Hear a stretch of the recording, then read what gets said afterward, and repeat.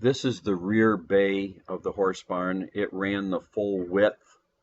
At the end of the center left and right bays, it was where we kept the horses way back in the day, before my time.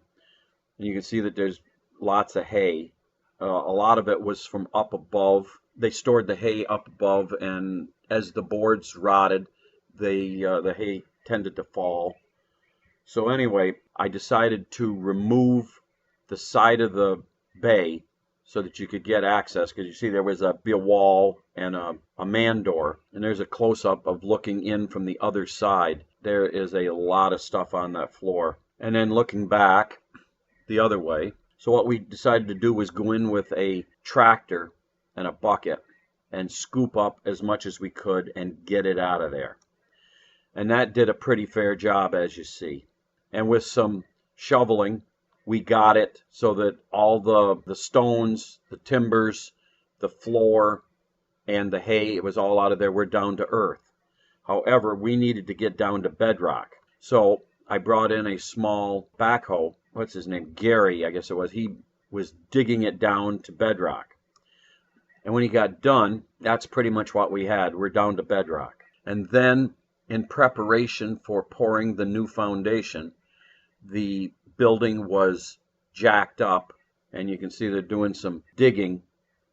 And the piers on the left there, that's setting right on bedrock because there isn't much soil. And then the wall was braced against the old inner wall of the original horse barn, because that back bay, that was a kind of a lean-to affair. And there's another picture showing that they've got it up on metal poles ready for the pour. And then around the outside, they dug into the ground so that they could get down to bedrock. And the center beam of the horse barn had to be supported because they got the big stones out of there.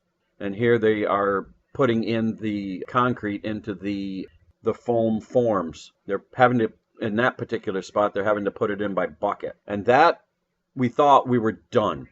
We had a good foundation in. However, the problem that we had was the building sits on a slope, and because there's only maybe 18 inches of soil, any water that comes down onto the road or between the road and the horse barn, it would go down to the bedrock, run down, and it hit that wall.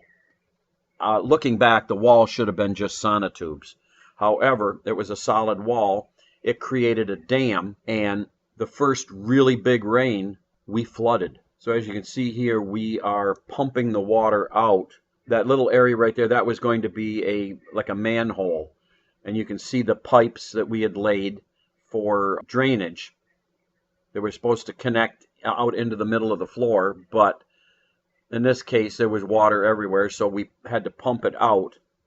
And that meant we were going to have to do something about it, because every single rain, it was going to fill. So I got a guy to come in and core drill through the wall at the end of the rear bay, so I'd have a hole. You can see there he is core drilling. And then we had to core drill the outer wall where we've got a drainage pipe hooked up. And then we had to dig I would guess, probably 200-foot ditch, and then lay in a PVC, because you're not going to drain into that. That was rock fill from when they built the interstate.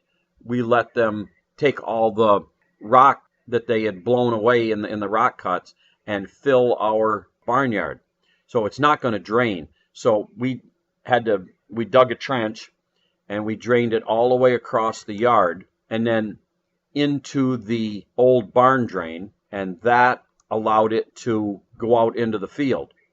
And then that had to be all covered back over, and that solved the water problem. But it was a lot of extra work that we weren't planning on. And this last shot is how the rear bay looks today.